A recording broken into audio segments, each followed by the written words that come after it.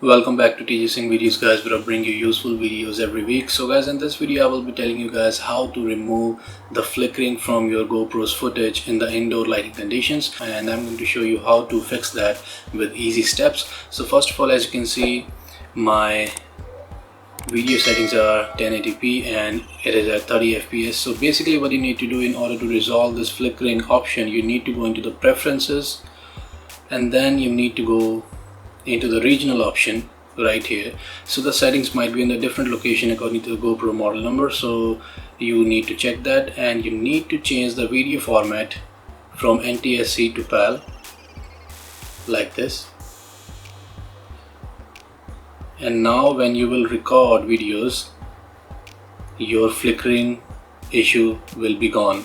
So but you need to remember this, that your frame rates will change.